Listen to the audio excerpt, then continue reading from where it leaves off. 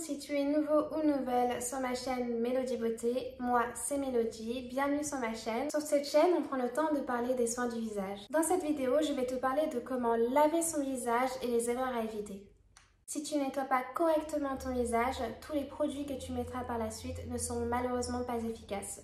C'est-à-dire, le produit que tu mettras après ne pénétreront pas ta peau de la façon dont ils devraient.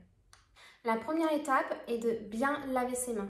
Il est important d'enlever les germes ou les bactéries que tu as sur les mains avant de toucher ton visage. La deuxième étape pour bien laver son visage est de faire en sorte que l'eau que tu utilises n'est pas trop froide ni trop chaude.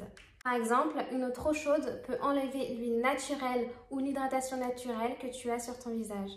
La troisième étape passe par comment choisir son nettoyant.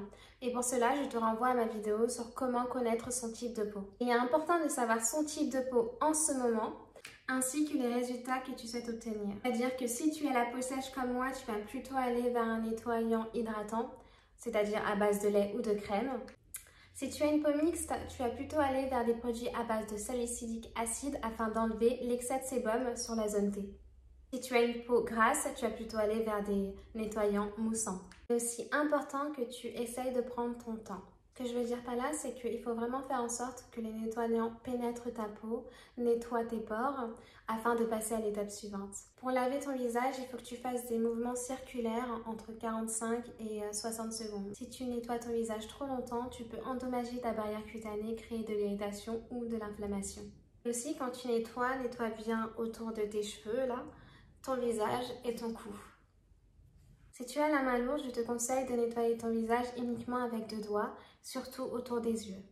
Après avoir nettoyé ton visage, tu dois utiliser une serviette pour sécher ton visage. Elle doit être différente de celle que tu utilises pour le corps, pour éviter de mélanger les bactéries. Quand tu utilises ta serviette, tu tapotes. Quand il s'agit d'exfolier son visage, il faut le faire 1 à 2 fois par semaine. Si cette vidéo t'a aidé, n'hésite pas à aimer la vidéo et à t'abonner. À laisser un commentaire et me dire ce que tu en penses, quelles sont les erreurs que tu as faites et ce que tu souhaiterais que je mette par la suite.